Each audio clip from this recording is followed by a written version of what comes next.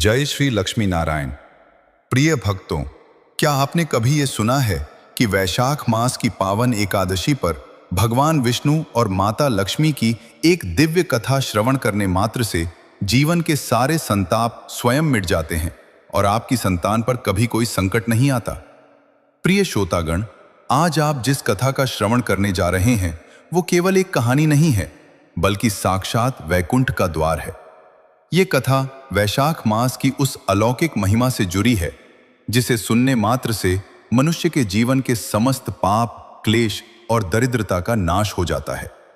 वैशाख का ये पवित्र महीना वो समय है जब स्वयं नारायण अपनी योग निद्रा से पूर्व पृथ्वी पर अपने भक्तों के कल्याण के लिए तत्पर रहते हैं और माता लक्ष्मी के साथ विचरण करते हैं। जो भक्त इस मास की एकादशी पर पूर्ण श्रद्धा से इस कथा को सुनता है, उसके जीवन में वो तेज, वो शांति और वह अटूट सौभाग्य आता है जो 7 जन्मों तक उसका साथ नहीं छोड़ता। कहते हैं कि जब संसार में अंधकार बढ़ने लगता है, जब धर्म की हानि होने लगती है और जब मनुष्य अपने पथ से विमुख होकर कष्टों के सागर में डूबने लगता है, तब भगवान विष्णु अपनी करुणा की वर्षा करते हैं। वे केवल पालनहार नहीं हैं, बल्कि वे समस्त सृष्टि के आधार हैं, प्रेम और मोक्ष का परम स्रोत हैं। वैशाख मास में भगवान विष्णु और माता लक्ष्मी की यह कथा सुनना केवल एक धार्मिक अनुष्ठान नहीं, बल्कि अपनी आत्मा को शुद्ध करने का एक महामाध्यम है। शास्त्रों में कहा गया है कि जो मनुष्य इस पवित्र मास में श्रद्धा पूर्वक श्री हरि की लीलाओं का श्रवण करता है, उसके पूर्व जन्मों के संचित पाप भी भस्म हो जाते हैं। प्रिय श्रोतागण, इस हृदय स्पर्शी कथा को आरंभ करने से पहले अपने मन को पूरी तरह शांत कर लें। अपने हृदय में केवल एक ही भाव रखें, हे नारायण, हे लक्ष्मी माता, मुझ पर और मेरे परिवार पर अपनी कृपा दृष्टि बनाए रखना। क्योंकि यह शब्द केवल आपके कानों तक नहीं पहुंचेंगे, ये आपकी अंतरात्मा को झकझोर देंगे। इसमें वह सामर्थ्य है जो एक दिशाहीन जीवन को उद्देश्य दे सकती है और एक दुखी मन को अपार सुख से भर सकती है। मान्यता है कि जिस घर में वैशाख मास की यह कथा पूरी श्रद्धा से गूंजती है, वहां कभी दरिद्रता का वास नहीं होता। वहां माता लक्ष्मी स्थायी रूप से अपना बसेरा बना लेती हैं और उस घर से कलह, रोग तथा भय जैसे दोष कोसों दूर भाग जाते हैं। तो चलिए अपनी आत्मा को निर्मल करें और भगवान विष्णु के चरणों में शीश नवाकर इस दिव्य कथा का आरंभ करते हैं। यह कथा आपके हृदय की गहराइयों को छुएगी, आपकी आंखों में आंसू भी लाएगी, लेकिन वे आंसू पश्चाताप और शुद्धि के होंगे। पर आगे बढ़ने से पहले एक बहुत ही गूढ़ और अनिवार्य बात आप सभी को जान लेनी चाहिए। हमारे गरुड़ पुराण में स्पष्ट उल्लेख है कि जो व्यक्ति किसी भी पावन कथा को अधूरी छोड़कर बीच में ही उठ जाता है, वह न केवल पुण्य से वंचित रह जाता है, बल्कि अनजाने में उस ज्ञान का अपमान करने का पाप भी अपने सिर ले लेता है। अधूरी कथा मन में संशय और अधर्म का बीज बोती है। इसलिए आपसे विनम्र निवेदन है कि इस कथा को अंत तक एक एक शब्द को आत्मसात करते हुए सुने। यह केवल एक कथा नहीं, आपके जीवन का दर्पण है। इसमें वह रहस्य छिपे हैं जो आपके कष्टों को हर लेंगे। इस कथा का एक एक प्रसंग आपके जीवन की दिशा बदल सकता है।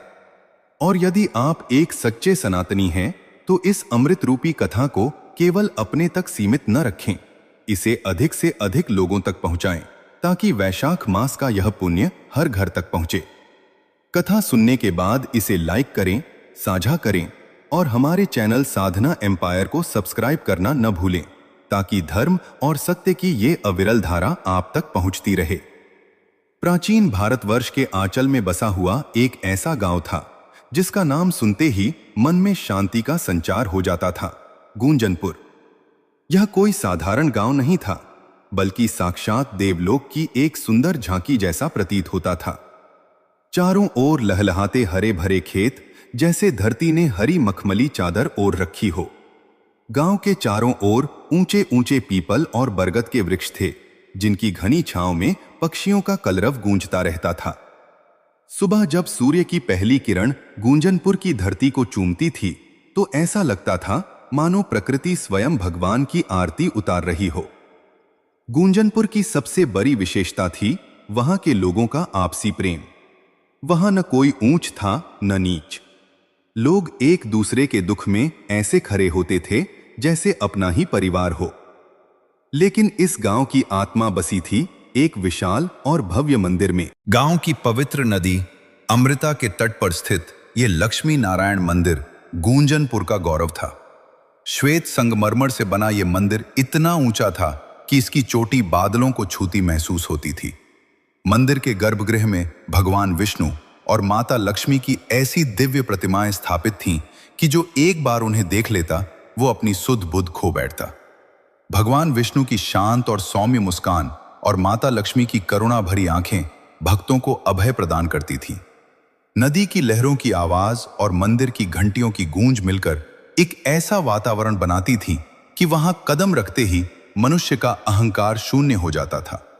इसी गूंजनपुर में दो भाइयों का परिवार रहता था, महावीर और गोपाल। महावीर बड़े थे और गोपाल छोटे।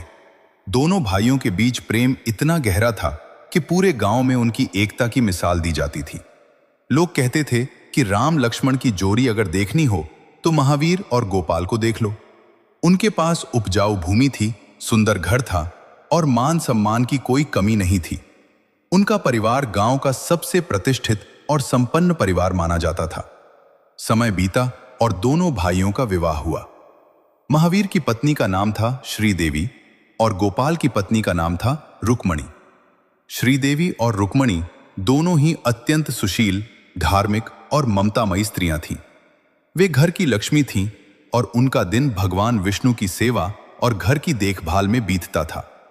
चारों का आपसी तालमेल ऐसा था कि घर में कभी ऊंची आवाज में बात तक नहीं होती थी। कुछ समय बाद भगवान की कृपा से दोनों भाइयों के घर किलकारियां गूंजी। सुंदर और स्वस्थ बच्चों के आने से परिवार की खुशियां चौगुनी हो गई थीं। ऐसा लगता था जैसे गूंजनपुर का यह परिवार भाग्य का धनी है और माता लक्ष्मी स्वयं इनके आंगन में साक्षात निवास करती हैं। परंतु सुख और दुख तो जीवन के दो पहिए हैं। किसी को नहीं पता था कि खुशियों के इस सुनहरे आकाश पर बहुत जल्द दुखों के काले बादल छाने वाले हैं। भाग्य की रेखाएं कब मुरझाती हैं, इसका आभास किसी को नहीं था। एक ऐसा समय आने वाला था जो इस हंसते खेलते परिवार की नींव हिलाकर रख देने वाला था। महावीर और गोपाल, जो कभी गांव के स्तंभ कहे जाते थे, वे एक ऐसी अग्नि परीक्षा से गुजरने वाले थे जिसे सोचकर आज भी रूह कांप जाती है। प्रिय श्रोतागण, सुख की धूप जितनी सुनहरी होती है, दुख की रात उतनी ही काली और डरावनी होती है। गूंजनपुर का वह आंगन जहां कभी हंसी ठिठोली की गूंज थमती नहीं थी, वहां अब एक अजीब सी खामोशी पसरने लगी थी। इसकी शुरुआत एक ऐसी मनहूस घड़ी से हुई जिसे कोई समझ नहीं पाया। वैशाख का महीना था, पर उस साल आसमान से आग बरसने लगी। गूंजनपुर की वह जीवनदायिनी अमृता नदी, जिसके तट पर भगवान विष्णु का मंदिर मुस्कुराता था, वो धीरे धीरे सूखने लगी।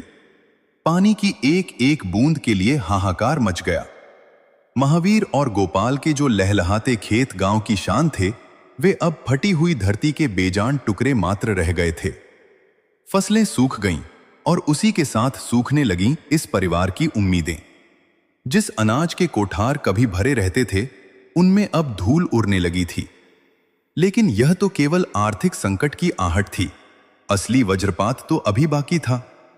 एक दोपहर जब सूरज अपनी पूरी तपिश पर था, महावीर का सबसे बड़ा बेटा, जो घर का लाडला था, अचानक तेज बुखार की चपेट में आ गया। उसकी देह तवे की तरह जलने लगी। गूंजनपुर के सबसे बड़े वैद्यों को बुलाया गया, लेकिन किसी की दवा काम नहीं कर रही थी। श्रीदेवी अपनी आंखों के तारे को अपनी गोद में लेकर भगवान विष्णु के सामने दिन रात रोती रही, प्रार्थना करती रही कि हे नारायण, मेरे बच्चे के प्राण बख्श दो, चाहे मेरा सर्वस्व छीन लो। पर नियति को कुछ और ही मंजूर था। 3 दिन और 3 रातों के तरप के बाद उस मासूम ने अपनी मां की गोद में ही अंतिम सांस ले ली। यह केवल एक मौत नहीं थी, यह उस खुशहाल किले की पहली ढहती हुई ईंट थी। एक के बाद एक गोपाल के बच्चों को भी उसी रहस्यमयी बीमारी ने घेर लिया। गूंजनपुर के वही लोग जो कभी महावीर और गोपाल के चरणों में बैठना अपनी खुशकिस्मती समझते थे, अब उनसे नजरें चुराने लगे।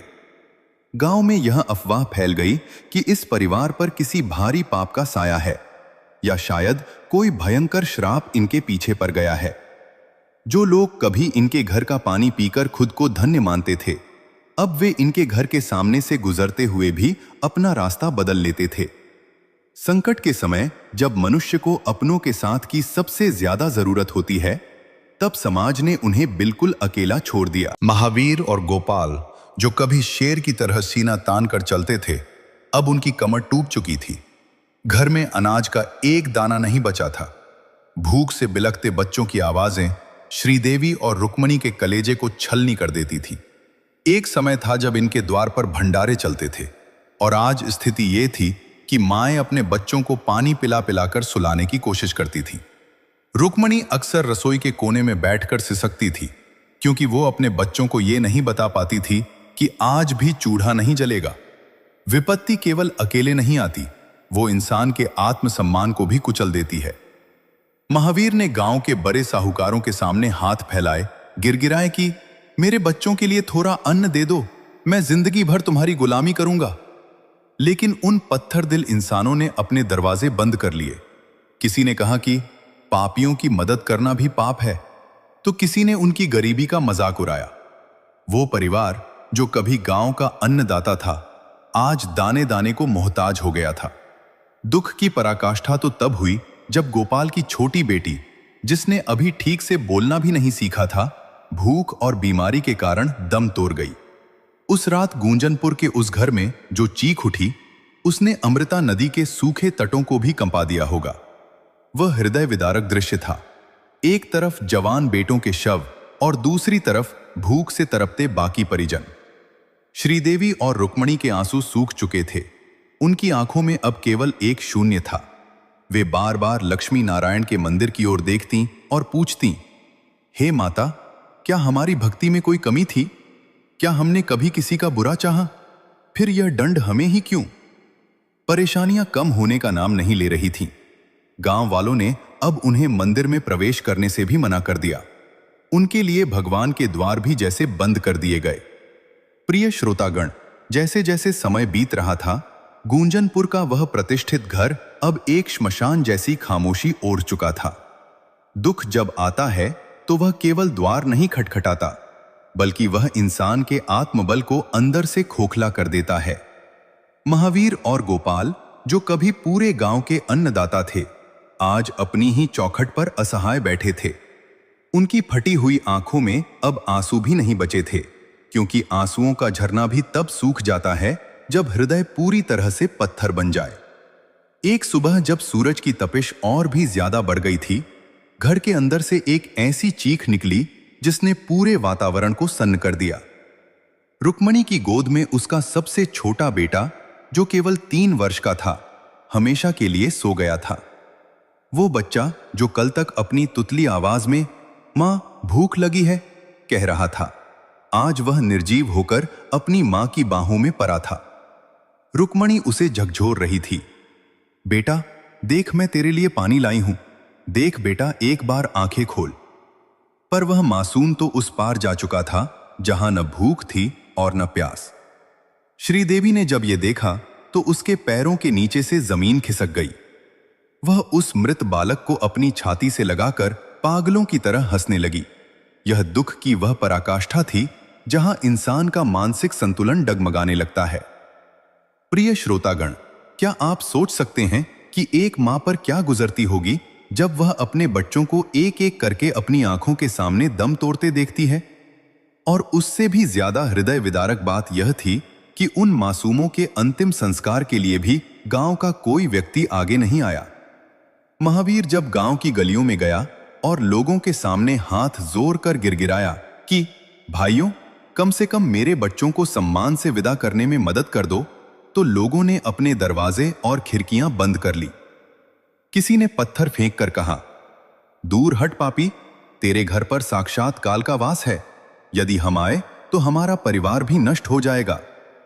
वह इंसान जो कभी गांव की हर पंचायत का मुख्य हिस्सा होता था, आज अपने ही बच्चों के शव को अकेले कंधे पर उठाकर नदी के तट की ओर ले जाने को मजबूर था। गोपाल के पैर कांप रहे थे। उसका शरीर कंकाल बन चुका था, पर पिता का कलेजा पत्थर कर उसने अपने कलेजे के टुकड़ों को उस सूखी नदी की रेत में दफन किया। उस समय आकाश से भी जैसे विलाप की आवाजें आ रही थीं। वापस घर लौटे तो देखा कि श्रीदेवी और रुक्मणी एक कोने में बैठी भगवान विष्णु और माता लक्ष्मी की उस फटी हुई तस्वीर को निहार रही थीं, जो कभी उनके पूजा घर की शान हुआ करती थी। श्रीदेवी ने कांपती आवाज में कहा, स्वामी, क्या हमारे नारायण सो गए हैं? क्या माता लक्ष्मी ने हमसे अपना मुख मोड़ लिया है? हमने तो कभी किसी का अहित नहीं किया, फिर हमारे ही आंगन को क्यों उजाड़ा जा रहा है? महावीर के पास कोई उत्तर नहीं था। भूख की ज्वाला इतनी प्रचंड थी कि उनके पास अब खड़े होने की शक्ति भी नहीं बची थी। घर में रखे पीतल के बर्तन, गहने और यहां तक कि पहनने के अतिरिक्त वस्त्र भी वे बहुत पहले अनाज के थोड़े से दानों के लिए बेच चुके थे। अब उनके पास बेचने के लिए केवल अपनी जान बची थी। उसी रात गूंजनपुर में एक भयानक तूफान आया। ऐसा लगा मानो प्रकृति भी उनके इस दुख को देख नहीं पा रही है। उनके घर की छत का एक बड़ा हिस्सा गिर गया, जिससे वे सब खुले आसमान के नीचे आ गए। भीगते हुए, कांपते हुए और भूख से बिलखते हुए वे चारों एक दूसरे को पकड़कर बैठे में केवल एक ही आवाज सुनाई दे रही थी, भगवान विष्णु के प्रति उनकी करुण पुकार। गोपाल ने अपनी पत्नी रुक्मणी का हाथ थामा और कहा, शायद हमारी आयु समाप्त हो गई है। कल की सुबह हम देख पाएंगे या नहीं, ये नारायण ही जानते हैं। पर याद रखना, अगर अगले जन्म में भी मिले तो हम इसी तरह एक दूसरे का साथ देंगे। यह दृश्य इतना मार्मिक था कि पत्थर का दिल भी पिघल जाए। जिस परिवार ने हजारों लोगों का पेट भरा, आज वे स्वयं एक रोटी के टुकड़े के लिए तरस रहे थे। गांव वालों की निष्ठुरता इतनी बढ़ गई थी कि उन्होंने मंदिर के पुजारी से कहकर यह घोषणा करवा दी कि इस परिवार का कोई भी सदस्य मंदिर की सीढ़ियों को नहीं छुएगा। यह उनके लिए सबसे बड़ी सजा थी। भगवान के भक्त को भगवान से ही दूर कर दिया गया। प्रिय श्रोतागण, वैशाख मास की वह पावन एकादशी की भोर जब गूंजनपुर की धरती पर उतरी तो हवाओं में एक अजीब सी भारीपन और पवित्रता का संगम था। वो सुबह साधारण नहीं थी। आकाश में सूर्य देव के उदय होने से पहले ही चारों ओर एक अलौकिक लालिमा छाई हुई थी। लेकिन महावीर और गोपाल के उस उजरे हुए घर में केवल सन्नाटा और मौत जैसी खामोशी का बसेरा था। रात भर की बारिश और तूफान ने उनके घर की रही सही दीवारें भी कमजोर कर दी थीं। महावीर, जिसका शरीर अब केवल हड्डियों का ढांचा मात्र रह गया था, अपनी फटी हुई चटाई से उठा। उसकी आंखों के सामने अंधेरा छा रहा था, लेकिन उसके मन में एक संकल्प जाग उठा था। उसने अपनी पत्नी श्रीदेवी और छोटे भाई गोपाल तथा रुक्मणी की ओर देखा। वे सब भूख और प्यास से इतने कमजोर हो चुके थे कि उनके लिए अपनी पलकें उठाना भी भारी पड़ रहा था। महावीर ने कांपती आवाज में कहा, आज वैशाख मास की वह एकादशी है जिसकी प्रतीक्षा हम पूरे साल करते थे। भले ही हमारे पास नारायण को चढ़ाने के लिए फूल नहीं है, हमारे पास दीपक जलाने के लिए घी नहीं है और हमारे पेट में अन्न का एक दाना नहीं है, पर क्या हमारी आत्मा भी मर गई है? क्या हम अपने प्रभु के चरणों तक अंतिम बार भी नहीं जा सकते? श्रीदेवी ने जब यह सुना तो उसकी बुझी हुई आंखों में एक क्षण के लिए चमक आई। वह रेंगते हुए उठी और बोली, स्वामी, आप ठीक कहते हैं। जिस नारायण ने हमें सुख के दिनों में पलकों पर बिठाया, दुख के इस अंतिम क्षण में उनसे मुख मोड़ लेना हमारी भक्ति का अपमान होगा। चलिए, आज की एकादशी हम उसी मंदिर की चौखट पर मनाएंगे जहां से हमें दूर रहने को कहा गया है। प्रिय श्रोतागण, वह दृश्य इतना मार्मिक था कि यदि कोई पत्थर हृदय भी उसे देखता तो पिघल जाता। वे चारों, जो कभी गूंजनपुर के सबसे धनी और सम्मानित लोग थे, आज एक दूसरे का सहारा लेकर दीवारों को पकड़ते हुए घर से बाहर निकले। उनके पैर लरखरा रहे थे, धूप की तपिश उनके सूखे शरीर को झुलसा रही थी, पर उनके भीतर की श्रद्धा उन्हें खींचकर उस अमृता नदी के तट पर ले जा रही थी जहां लक्ष्मी नारायण का वह भव्य मंदिर स्थित था। जैसे ही वे गांव की मुख्य गली में पहुंचे, गांव वालों ने उन्हें देख लिया। लोग अपनी खिड़कियों से झांकने लगे और ताने कसने लगे। किसी ने कहा, देखो, इन कुलक्षणी लोगों को देखो, पूरे गांव का सुख खा गए और अब भी मंदिर की ओर जा रहे हैं। किसी ने उन पर धूल फेंकी तो किसी ने रास्ता रोक लिया। पर महावीर और गोपाल ने आज अपना सिर नहीं झुकाया। उनकी आंखों में आंसू जरूर थे, पर वे अपमान के नहीं बल्कि भगवान के प्रति अपनी विवशता के थे। वे मंदिर के द्वार तक पहुंचे, लेकिन पुजारी ने उन्हें अंदर जाने से रोक दिया। पुजारी ने कठोरता से कहा, रुको, तुम लोग अपवित्र हो चुके हो। तुम्हारी परछाई भी अगर मूर्तियों पर पड़ गई तो मंदिर की शुद्धि करानी पड़ेगी। चले जाओ यहां से। गोपाल अपनी सूखी आंखों से पुजारी को देखता रहा और बोला, पंडित जी, हमें मूर्तियों को नहीं छूना है। हम बस उस नदी के तट पर बैठेंगे जहां हमारे नारायण की हवाएं बहती हैं। क्या हमें वहां बैठने का भी अधिकार नहीं है? निराश होकर वे चारों मंदिर के पीछे अमृता नदी के उस सूखे तट पर जाकर बैठ गए। नदी पूरी तरह सूख चुकी थी, केवल रेत ही रेत नजर आ रही थी। वहां बैठकर उन्होंने वैशाख एकादशी का अपना उपवास आरंभ किया। उपवास क्या था?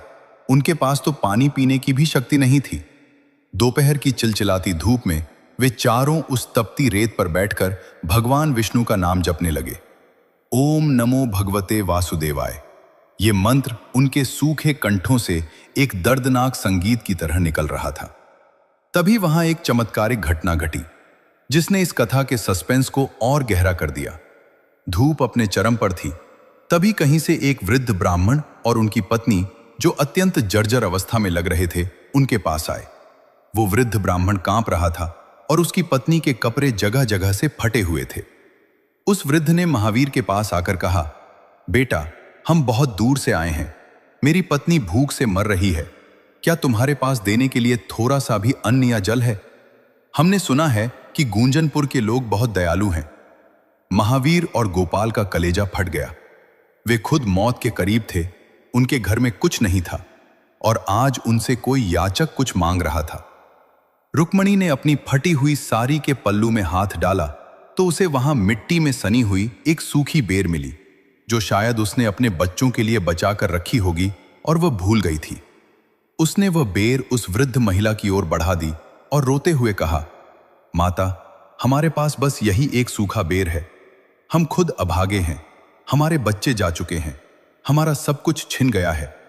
हमें क्षमा करें कि हम आपकी सेवा नहीं कर सकते। उस वृद्ध ब्राह्मण ने वह बेर लिया और मुस्कुराते हुए कहा, बेटा, दान वस्तु का नहीं, भाव का होता है। आज वैशाख एकादशी के दिन तुमने अपनी अंतिम पूंजी हमें दे दी है, इसका फल तुम्हें अवश्य मिलेगा। जैसे ही उस वृद्ध ने वह बेर खाया, अचानक अमृता नदी के सूखे तट पर एक शीतल हवा का झोंका आया। आसमान में बिना बादलों के ही बिजली करकी। प्रिय श्रोतागण, उस एक सूखे और धूल से सने बेर के दान ने नियति के पहिए को ऐसी गति दी जिसकी कल्पना गूंजनपुर के किसी निवासी ने नहीं की थी। जैसे ही उस वृद्ध ब्राह्मण ने वह बेर अपने मुख में रखा, उनके चेहरे पर एक ऐसी अलौकिक मुस्कान उभरी जिसे देखकर महावीर और गोपाल अपनी सारी पीड़ा भूल गए। वह वृद्ध जोरे का स्वरूप पल भर में बदलने लगा। उनके मैले और फटे हुए वस्त्रों से अब एक ऐसी दिव्य सुगंध आने लगी थी जो केवल वैकुंठ के पारिजात पुष्पों में ही संभव है। उसी क्षण वह सूखी हुई अमृता नदी, जिसकी रेत महीनों से प्यासी थी और जिसमें दरारें पड़ चुकी थीं, उसके गर्भ से एक भयंकर गरगराहट पैदा हुई। देखते ही देखते तपती रेत के नीचे से जल की एक पतली धारा फूटी और फिर वह एक विशाल लहर में बदल गई। पानी इतना निर्मल और शीतल था कि मानो स्वयं गंगा स्वर्ग से उतरकर वहां आ गई हो। जो नदी पूरी तरह मर चुकी थी, वह वैशाख एकादशी के इस पावन मुहूर्त पर फिर से जीवन के गीत गाने लगी। प्रिय श्रोतागण, इस दृश्य को देखकर पूरे गांव में हरकंप मच गया। लोग अपने घरों से बाहर निकलकर नदी की ओर दौड़ने लगे। मंदिर के पुजारी और वे निष्ठुर साहूकार जिन्होंने महावीर के परिवार को दुत्कारा था, वे सब अपनी आंखों पर विश्वास नहीं कर पा रहे थे। लेकिन सबसे आश्चर्यजनक बात तो यह थी कि वह दिव्य जल की धारा सबसे पहले महावीर, गोपाल, श्रीदेवी और रुक्मणी के चरणों को पखारने लगी। जो परिवार प्यास से दम तोड़ रहा था, आज साक्षात जीवनदायिनी उनके द्वार पर उनके चरणों में लौट आई थी। परंतु इस चमत्कार के बीच एक ऐसा हृदय विदारक दृश्य उभरा जिसने वहां खड़े हर व्यक्ति की आत्मा को झकझोर दिया। रुक्मणी और श्रीदेवी, जो अब जल के स्पर्श से थोड़ी चेतना में आई थीं, वे फफक फफक कर रोने लगी। रुक्मणी उस बहते हुए पानी को अपनी अंजुली में लेती और फिर उसे नदी में छोड़ देती। वह चिल्लाकर बोली, हे नारायण, आज जब यह अमृत बरस रहा है, तब मेरा वह लाल कहाँ है जो एक एक बूंद पानी के लिए तरपते हुए मेरी गोद में सो गया? हे माता लक्ष्मी, आपने यह कृपा तब क्यों नहीं की जब मेरे बच्चों के होंठ प्यास से सूख रहे थे? श्रीदेवी ने भी अपनी सूखी आंखों को आकाश की ओर उठाया और कहा, हे प्रभु, हम तो आपकी परीक्षा में पास हो गए, पर हमारी ममता हार गई। ये वैभव, ये जल, ये खुशियां अब किसके लिए हैं? हमारे आंगन के तो चिराग ही बुझ गए। उनकी वो करुण पुकार इतनी मर्मस्पर्शी थी कि वहां मौजूद गांव वालों के सिर शर्म से झुक गए। जो लोग कल तक उन्हें पत्थर मार रहे थे, आज वे उनकी पीड़ा देख अपनी आंखों के आंसू नहीं रोक पा रहे थे। तभी वो वृद्ध ब्राह्मण, जो अब किसी साधारण मनुष्य की तरह नहीं दिख रहे थे, महावीर के समीप आए। उनकी आवाज में ब्रह्मांड की शांति थी। उन्होंने कहा, पुत्र, धैर्य रखो। भगवान की परीक्षा कठिन होती है, पर उनकी करुणा उससे भी अनंत है। तुमने वैशाख एकादशी का जो व्रत बिना अन्न और जल के और अपने अंतिम दान के साथ पूर्ण किया है, वो तीनों लोकों में गूंज रहा है। जाओ, उस मंदिर के द्वार आज तुम्हारा स्वागत करने के लिए अपने आप खुल गए हैं। प्रिय श्रोतागण, जैसे ही महावीर और उसका परिवार लड़खड़ाते हुए मंदिर की ओर बढ़ा, एक और अद्भुत घटना घटी। मंदिर के वे भारी कपाट, जिन्हें कई पुरुषों की शक्ति मिलकर भी मुश्किल से खोल पाती थी, वे बिना किसी स्पर्श के एक मधुर संगीत के साथ अपने आप खुल गए। मंदिर के भीतर से एक दिव्य प्रकाश पुंज निकला, जिसने पूरे गूंजनपुर को सराबोर कर दिया। पुजारी, जो पहले उन्हें रोकने खड़ा था, वह अब भय और विस्मय के कारण मूर्छित होकर गिर पड़ा। महावीर और गोपाल जब गर्भगृह के सामने पहुंचे, तो उन्हें लगा कि वहां लगी लक्ष्मी नारायण की पत्थर की मूर्तियां अब पत्थर की नहीं रहीं। उनमें प्राणों का संचार हो रहा था। माता लक्ष्मी की आंखों से करुणा के आंसू टपक रहे थे और भगवान विष्णु का हाथ वरदान देने की मुद्रा में उठा हुआ था। वह दृश्य इतना भावनात्मक था कि श्रीदेवी और रुक्मणी वहीं मंदिर की चौखट पर अपना सिर रखकर रोने लगीं। वे अपने उन बच्चों को याद कर रही थीं जो इस सुख को देखने के लिए जीवित नहीं थे। प्रिय श्रोतागण, मंदिर के गर्भगृह से गूंजती वह अलौकिक वाणी कोई सामान्य ध्वनि नहीं थी। वह तो जैसे अनंत ब्रह्मांड का नाद था, जिसने गूंजनपुर की हवाओं को स्थिर कर दिया था। उस वाणी में पिता जैसी डांट भी थी और माता जैसी ममता भी।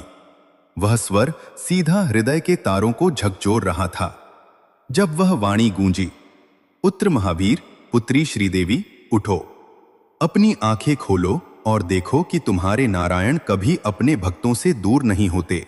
तो पूरा मंदिर एक स्वर्णिम प्रकाश से भर गया। उस क्षण ऐसा लगा जैसे मंदिर की दीवारें लुप्त हो गई हैं और वे चारों साक्षात वैकुंठ की दहलीज पर खड़े हैं। महावीर और गोपाल ने जैसे ही अपना सिर उठाया, उनकी आंखों के सामने जो दृश्य था, उसने उनके प्राणों को जैसे एक नई चेतना से भर दिया। भगवान विष्णु अपनी शेषनाग की शैया से उठकर उनके सामने खड़े थे और माता लक्ष्मी उनके बगल में मंद मंद मुस्कुरा रही थीं। लेकिन यह सुखद दृश्य भी उन माँओं के कलेजे की आग को शांत नहीं कर पाया। श्रीदेवी और रुक्मणी, जिनके आंचल सूने हो चुके थे, वे रोते हुए माता लक्ष्मी के चरणों में गिर पड़ी। रुक्मणी की सिसकियां थमने का नाम नहीं ले रही थीं। उसने कांपते हाथों से मां लक्ष्मी का पल्ला पकड़ लिया और कहा, हे जगत जननी, हे मां, आप तो स्वयं ममता की सागर हैं, फिर आपने मेरी गोद क्यों उजाड़ दी? क्या ये धन दौलत, यह बहती हुई नदी और यह वैभव मेरे उन बच्चों को वापस ला सकता है जो तरप तरप कर इस दुनिया से चले गए? मां, हमें यह ऐश्वर्य नहीं चाहिए, हमें बस हमारे वो लाल लौटा दो।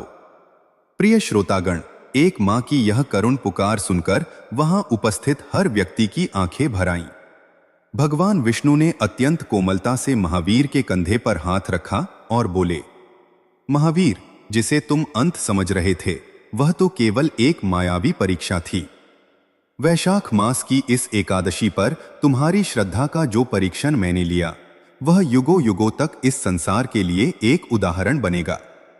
तुम लोगों ने भूख में भी धर्म नहीं छोड़ा, अपमान सहकर भी मुझ पर विश्वास नहीं खोया, और उस अंतिम सूखे बेर को दान देकर तुमने सिद्ध कर दिया कि तुम्हारी आत्मा शुद्ध सोने की तरह है।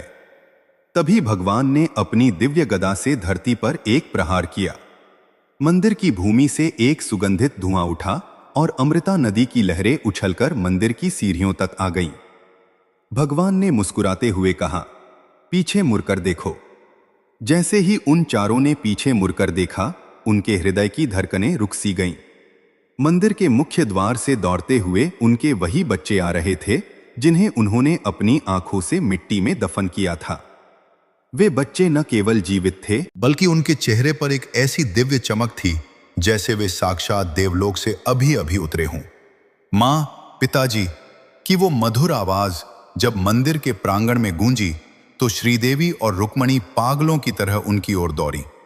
उन्होंने अपने बच्चों को ऐसे छाती से लगा लिया जैसे वे उन्हें फिर कभी खुद से दूर नहीं होने देंगी। ये दृश्य इतना मर्मस्पर्शी था कि वहां खरे गांव वाले, जो कभी पत्थर हृदय बन चुके थे, वे जोर जोर से रोने लगे। पश्चाताप की अग्नि में जलते हुए वे साहूकार और गांव के लोग महावीर के चरणों में गिर पड़े। गांव का वो मुखिया जिसने उन्हें मंदिर से निकाला था, अपनी पगड़ी उतारकर महावीर के पैरों में रखते हुए बोला, महावीर भैया, हमें क्षमा कर दो। हम अंधे हो गए थे। हमने साक्षात लक्ष्मी नारायण के भक्तों का अपमान किया। हमें नरक में भी जगह नहीं मिलेगी। लेकिन महावीर, जिसका हृदय अब शांत और करुणामयी हो चुका था, उसने सबको गले लगा लिया। उसने कहा, भाइयों, ये सब नारायण की इच्छा थी। जो हुआ उसे भूल जाओ। बस ये याद रखो कि विपत्ति में कभी किसी का साथ नहीं छोड़ना चाहिए।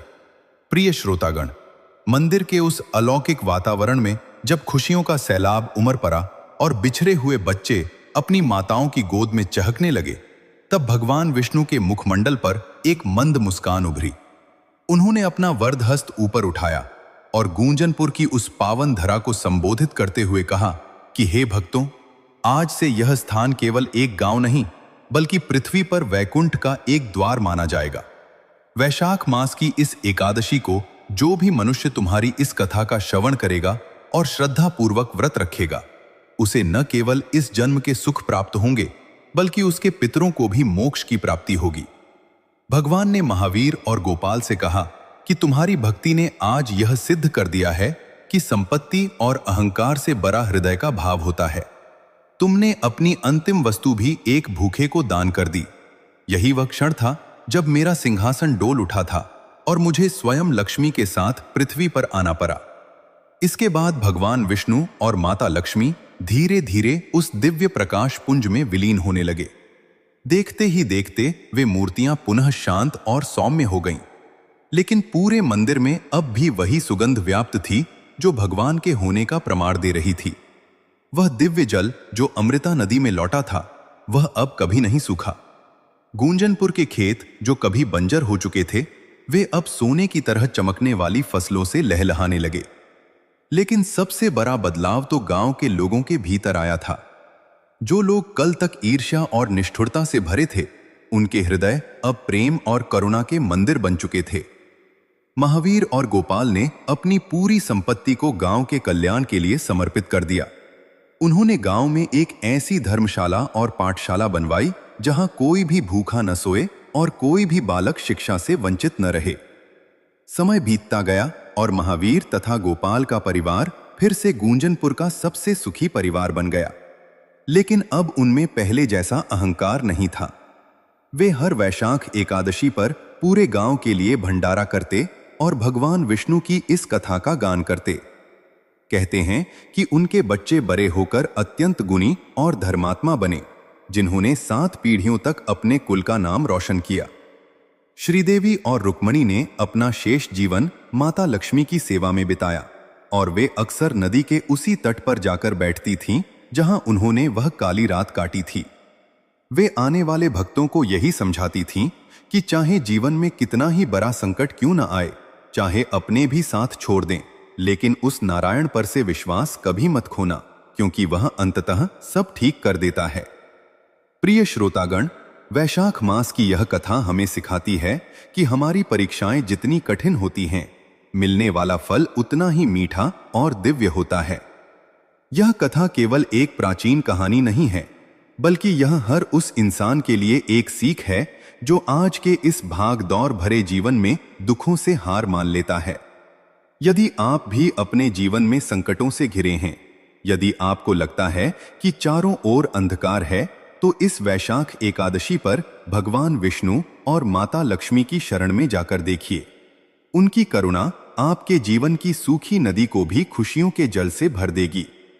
याद रखें कि श्रद्धा में वह शक्ति है जो पत्थर की मूर्ति से भी बात कर सकती है और मृत्यु के मुख से भी अपनों को वापस खींच ला सकती है।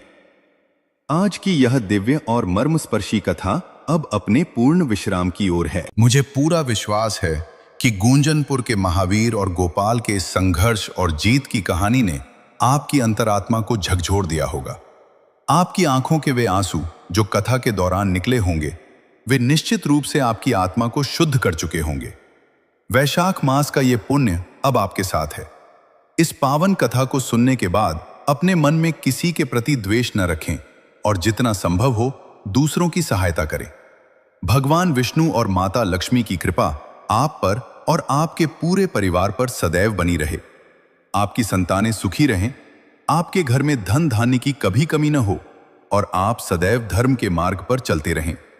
प्रिय श्रोतागण, यदि इस कथा ने आपके हृदय को छुआ है और आप भगवान विष्णु तथा माता लक्ष्मी के अनन्य भक्त हैं, तो कमेंट बॉक्स में जय लक्ष्मी नारायण अवश्य लिखें। इस पवित्र ज्ञान और पुण्य को केवल अपने तक न रखें, इस वीडियो को अपने मित्रों और परिवारजनों के साथ साझा करें ताकि वे भी वैशाख मास की इस महिमा को जान सकें।